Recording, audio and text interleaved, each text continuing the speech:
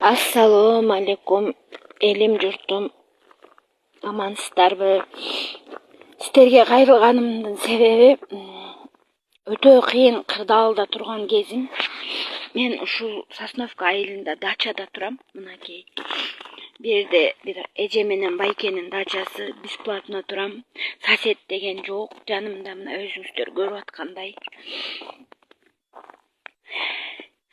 Өтө кыйын кырдаалда турган кезим. Кандай жардамыңыздар болсо аябаңыздарчы. Мен сиздерден өтө суранамын, Аллахтын ыраазычылыгы үчүн.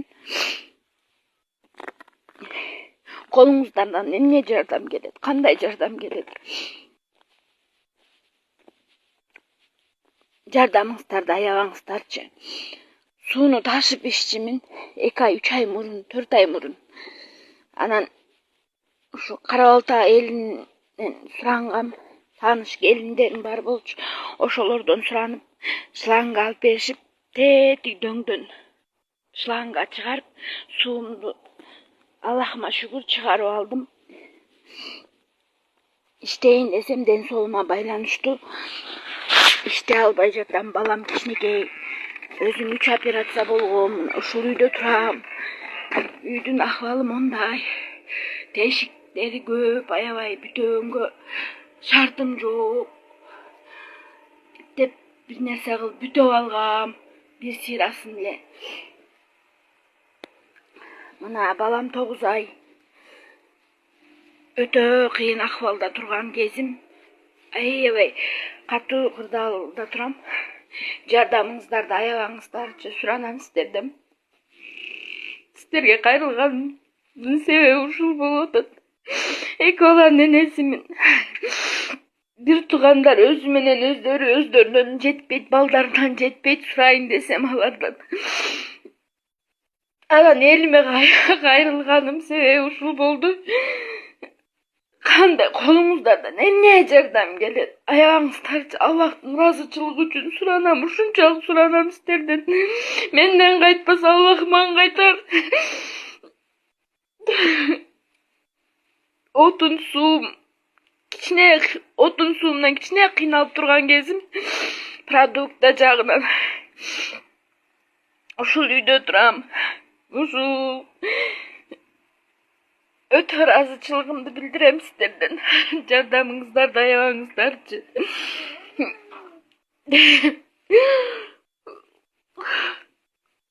Сиздерге чоң рахмат. Ушул видеону көрүп койгонуңуздар үчүн. 3 операциядан кийин микроинсульт алгам. Иштейин десем акыбалым өтө оор болуп турат. Балам кичинекей болуп турат. Караганга киши жок. Мына ушундай жерде турам. Бунусуна да Аллахыма шүгүр. Бунусуна да чыдайм. Сыноосуна кандай сыноо берсе да чыдайм, бардыгына чыдайм. Бирок аябай кыйналып кеттим. Assalomu alaykum элим журтум, амансыздарбы? Сиздерге кайрылганымдын себеби өтө кыйын кырдаалда турган кезим. Мен ушул Сосновка айылында дачада турам. Мынакей бир жерде бир эже менен байкенин дачасы, бесплатно турам. Сосед деген жок, жанымда мына өзүңүздөр көрүп аткандай. Өтө кыйын кырдаалда турган кезим. Кандай жардамыңыздар болсо аябаңыздарчы. Мен сиздерден өтө суранамын, Аллахтын ыраазычылыгы үчүн. Колуңуздардан эмне жардам келет? Кандай жардам келет? Жардамыңыздарды аябаңыздарчы. Сууну ташып иччимин 2 ай, 3 ай мурун, 4 ай мурун. Анан ушу Кара Балта элинен сурангам, тааныш келиндерим бар болчу. Ошолордон суранып, шлангга алып беришип, тетик дөңдөн шлангга чыгарып, суумду Аллахыма шүгүр чыгарып алдым. İşteyin desem ден соолума байланыштуу иште албай жатам. Балам кичинекей. Өзүм 3 операция болгом. Ушул үйдө турам. Үйдүн акыбалы мондай. Тешиктери көп, аябай бүтөнгө шартым жок. Деп бир нерсе кылып бүтөп алгам. bir sırasın ile. Mına balam 9 ay. Öte kıyın ahvalda turgan gezim. Aybay katı kırdalda turam. Jardamыңыздарды аябаңыздарчы суранам сіздерден. Сіздерге кайрылганымдын себеби ушул болуп атат. Эки баланын энесимин. Бир туугандар өзү менен өздөрүнөн жетпейт, балдарынан жетпейт, сурайын десем алардан.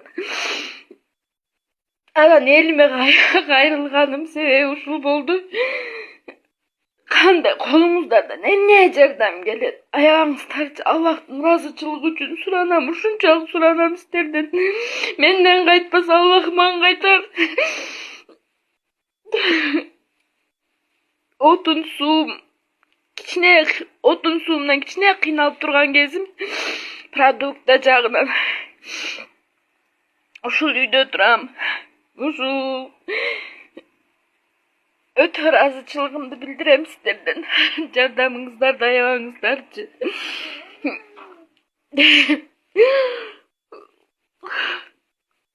Сиздерге чоң рахмат. Ушу видеону көрүп койгонуңуздар үчүн. 3 операциядан кийин икра инсульт алгам, иштейин десем ахвалым өтө оор болуп турат. Балам кичинекей болуп турат. Караганга киши жок. Мына ушундай жерде турам. Бунусуна да Аллахыма шүгүр. Бунусуна да чыдайм. Сыноосуна кандай сыноо берсе да чыдайм, бардыгына чыдайм. Бирок аябай кыйналып кеттим.